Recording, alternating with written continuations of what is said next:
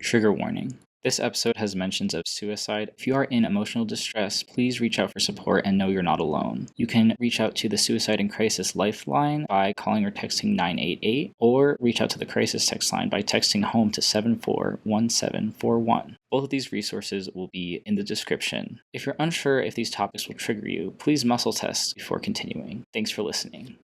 Welcome to the Dance to Heal podcast. I'm your host, Jenny C. Cohen. Join me as I share stories of how life is a dance. I'm a cancer survivor, mother of two, and an award-winning performer who found that mind and body connected movement is vital to healing in a way that is safe and tailored to your life. I created Dance to Heal Wellness featuring the Spotlight Confidence Formula and also authored the best-selling award-winning book, Outside in Recovery, Dancing My Way Back to Myself After Breast Cancer. I will bring new ways to help you on your dance journey and healing path. Are you ready to move? Dance to Heal starts now. Welcome, everyone. I'm so excited with our guest today. So this is Sanya Bari, and she is a therapist, author, and creator of the Love Clarity Method. I'm not going to read the rest of her bio because I think that should be enough to catch your attention. Sanya, welcome. Thank you, Jenny. So wonderful to be here with you. We both share East and West Coast right now, audience. And I want to say that the topic of being able to love deeply without losing yourself, we kind of went off on a tangent before I even hit the record button. Because for many of us, especially if you're female identifying, oftentimes the role model is that the woman gives up everything for her family. And I love this messaging of how you can love deeply without giving people access with no boundaries. Tell us about what that means to you, Sanya. What that means is that love to me, Jenny, is the most powerful source of creation that exists. Anything that you and I have been inspired by, lit up by, that has pulled at our heartstrings has been created by somebody's heart, and it's been powered by that insurmountable energy of love. But just like all powerful things, if you don't know how to use it, it can really hurt you. Mm-hmm. How do you define love? So love to me is coming into that space within yourself where that calm, wise place is always present no matter what is going on outside you. Mm-hmm. And love to me has to come through your own loving with yourself, through your own ability to connect to that part of you. Anything that doesn't come rooted and tethered in that space is something that has the potential to hurt you and the one that you're loving. If you're listening to this and this has you catching your breath or go, whoa, this is new, or you have some chills, or your reaction is, I've never experienced that. Audience members, I really would like you to stop for a moment, unless you're driving. If you're driving, please don't stop. Stop for a moment and pause this recording and ask yourself, what does this mean to me? Because there's a reason why I was suddenly asked to ask this question of Sanya, right? Love is a very ephemeral thing. Oftentimes, I come from a culture, it was always acts of service. I never heard it. I never saw it demonstratively. Like, I was never given hugs. I never saw my parents holding hands. Some of you do have experienced that when you were growing up, or maybe when you were older. I love this reminder, Sanya, that it actually has to start within, because I don't think I ever had that modeled to me, and I had to show that to my children. I actually had the opposite, Jenny. I understood that if you love someone, you've got to put yourself aside for them. I literally used to feel that. And all of us, when we're born, we are so well connected to that center that I just spoke of. There are no babies who apologize for being themselves. They don't, whatever they need, they're authentic, they cry, they have a great self-esteem. It's when we grow older, when we're told to diminish ourselves. So our first connection, that phone line, is to ourselves.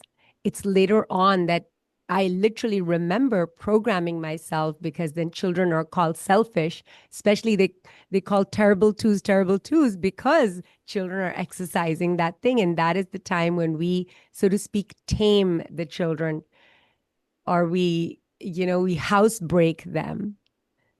And that to me is the breaking of the soul.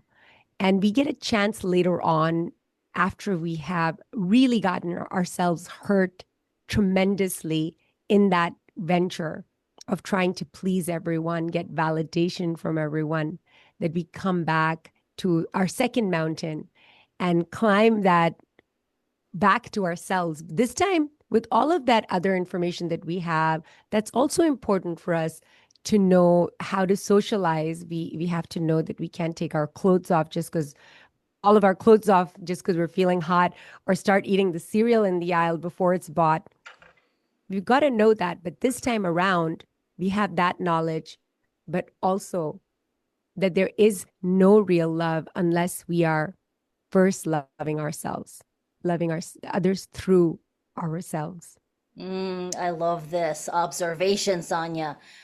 I love this because in my return to myself, that baby that was born 57 years ago, just excited, and then being shown through just the culture that I was born into, that females weren't really wanted, right? They wanted a boy, and other people listening to this podcast right now, this empowering of self, meaning you have the key to your own peace once you begin to love yourself, and that's hard.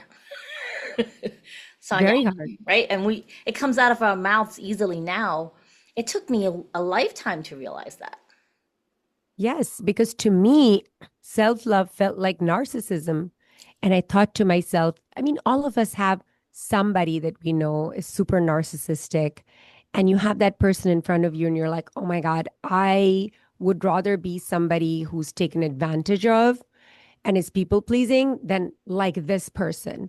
And it's interesting how I just thought of those two extremes because I really didn't know what the middle was. Oh, I love this. Yes.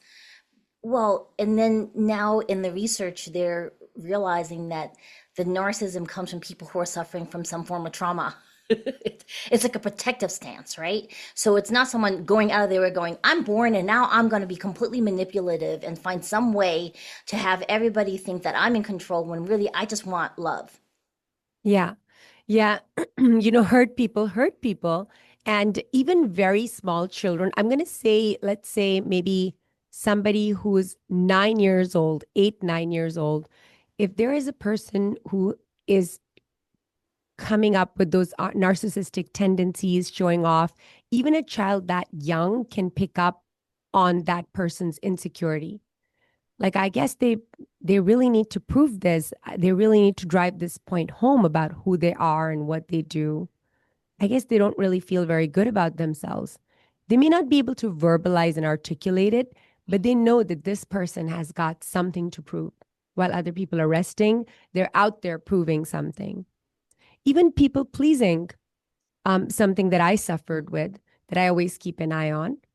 That is something too that comes from that lack of self-love, or an understanding of love. And I really, it was very confusing for me to understand what self-love was, and I didn't really begin to work on any of this, including how do you love yourself without getting hurt, until my biggest motivation was that when you love people, when you're not tethered in, you actually hurt them. It's so interesting that my journey started with understanding that I hurt my children when I don't love myself first, because then I use them to validate me where I don't have validation, where I didn't get validation. I'm just giving you hearts right now. Audio people, you have to go to YouTube to see the hearts flowing through my screen right now for Sanya. As moms, right? We try so hard to protect them from the outside world, not realizing that if we're not centered, we're actually part of the burden that the world's giving to them, right? Yes. Ugh. It is, and when I was a single person, it was a lot more manageable, and I really looked like somebody who from the outside had self-love. But then as it gets complicated, when it's challenged, I do love myself, except for when I'm in a relationship, because then I don't know who I am, because I buy into some belief that I'm gonna love you. I don't have to love myself because you're gonna love me, right? So I have to let myself go. And then when the kids come, like you said, there's no end to how much you can do there. So that's really a place of insanity where you can lose yourself. But I have to say that when I was reteaching myself what it means to have self-love, what I really wanted was an experiential model. And the way I understood that is that I'm going to treat myself the way I treat my daughter. I don't need a psych degree for that. I don't need somebody to explain it to me. No matter what happens, if somebody crosses the line, I know right away in a matter of seconds that that's a no go. I have a question for you because for me, the pathway back to myself was learning to be present and learning to listen to my body's unique language. What was it for you? Well, the path was really arduous for me. I think I made it bad. Like, some people are the kind of people that if something happens, you just learn. Mhm. But I'm the type of person that needs to be dragged through Main Street, cuts and bruises, like, drop to my knees. Okay, fine, fine, I'll get up. Yeah, yeah. So mine came after a suicide attempt when I just had made my life so unmanageable. By the way, all in the name of love. It just was something that I just couldn't live anymore. And I didn't plan on living that next day that I woke up. And I was a little embarrassed because I was planning on not being discovered that this was an attempt. It was supposed to be a quiet, gentle dying during sleep. And so I said, okay, I guess I'm going to trick everyone and I'm going to stay here for a little while. And after everybody moves their attention away from me, then I'm going to try again. But the universe tricked me instead because what I came back with was this strange ability to be able to see all of the BS that I was doing. Because one would think, oh, after the suicide, she's going to become all wise. No, I was doing all the shitty things that I was doing before, all of the codependency, all of the people pleasing, overdoing, under appreciating myself, and getting upset at other people when they treated me the way I would teach them to treat me. And but there was a part of me that was able to witness me, myself, without judgment. So I could continue to do bullshit, but it was almost like a very gentle way of calling my BS as well. I don't know if it was okay to swear. It's already done. I'm sorry. It's totally fine. Yes. Yes. But it was almost like being reborn and then like a baby beginning to hear myself and understand where I begin and another person ends. My uh, my work since I was 9 years old was that I was going to figure out how to love without getting hurt, but I just became somebody who was supposed to be a student of love, but I became a student of what hurts you in love. And then I did what most of us do when we're scared of something, that I manifested it in my life over and over again. And so I just didn't know who I was really because I had taken so many shapes. I was a chameleon. I was who you wanted me to be.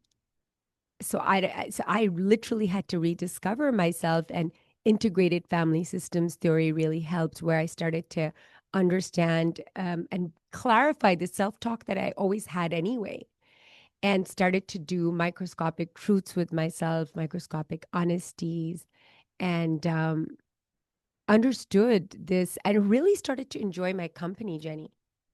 it was very strange how that happened. I feel like it was the gift of the darkness, because every darkness does have a gift. Ah, I had to mute my mic so I wouldn't pull the camera to me because I wanted everyone to really hear what you were saying, Sonya. Because I was over here going, mm-hmm, amen, uh-huh, the whole time you were talking. Your very authentic share. I'm hoping the audience, when you're listening to this, if you're also doing the same thing, know that Sonya is there for you. You can find her gifts at Sanya, Sanya Bari, Bari.com. And she has some gifts there for you that I even if you don't want the gift, just get on her mailing list, folks. Because she's part of this vanguard of people that I'm working with to allow the world to know that you can listen to yourself as a guiding beacon. Oftentimes we're taught to look outside, right? To look at everybody else. What's the latest phase? And oftentimes the truth lies in you already. You just have to listen for it. When I started doing my coaching, Sonya, a lot of my coaches would be like, okay, you got to work on that FOMO. Like they have to fear they're missing out on your offer. And now I'm kind of like, let's just muscle test. Is this for you? Because if it is, let's see how we can get it to work. If it's not, great. Would you like to work with someone? I know someone I can refer you to. Yeah. Just like I just want to be with people who are very honest about, hey, I know I can help you, and do you know whether or not this is a good fit for you? That's really key. And I love this reminder of the depth, the deep, deep darkness you went through, and then the lessons you learned going out of it. For me, I always serve for safety. Just flat out. I just didn't know how else to navigate the world where no one cared how I felt. I was invisible, my needs weren't met. When you're a child, my wonderful audience, and you have, most adults don't have a secret book of how to handle babies. And most adults don't have the tools to know that babies are crying for a reason. Now, unless they're like, you're the second baby or the third baby. If you're the first baby, the parents are just not knowing what to do with you. Or my mother had to raise her 5 brothers, even though she was a baby herself. So when I came along, I don't think she really wanted to be a mother. I had that download the other day. Like my mom, I love her. She loves me. And she came from extreme poverty. And when she got pregnant with me, it wasn't this joyful, I'm so excited. She already raised 5 babies. God. She was like, you're not even a boy. Like, come on, And she doesn't do that to me now, but back in those days, that did something to my psyche that I had to heal from. So if you've had childhoods like this, my family, I'm gonna call you family. It is imperative that you learn what self-love is for you and give yourself grace, because it's not an upward travel in your healing. It's just loops and swirls. It's never this is a straight line going up.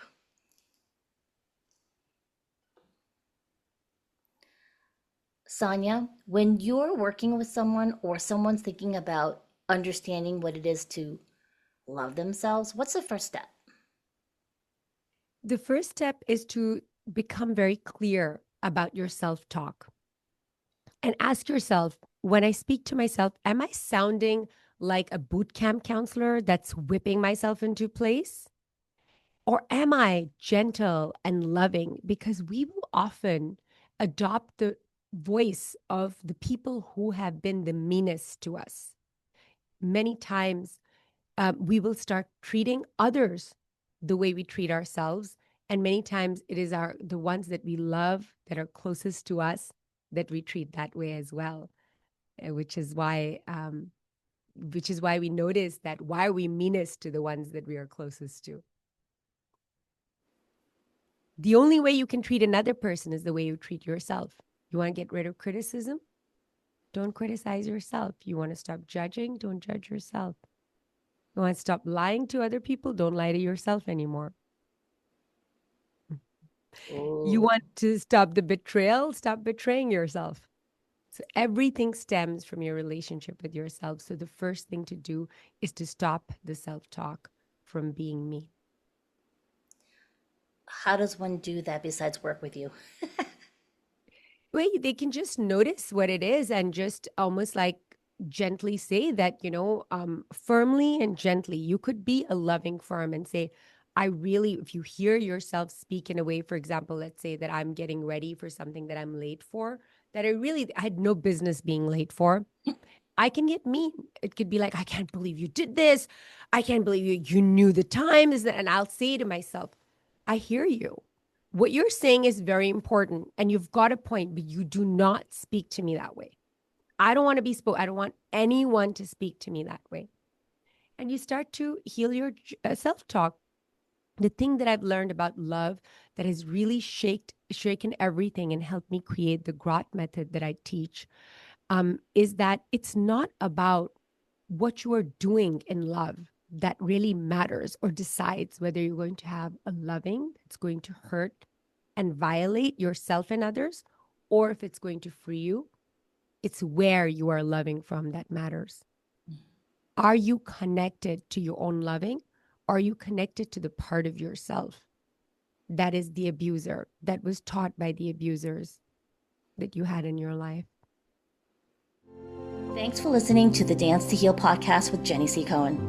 Come back next time to hear stories of inspiring triumph and learn more ways that you can heal yourself. To work with me and continue your journey, visit danceandheal.com. Are you ready to move?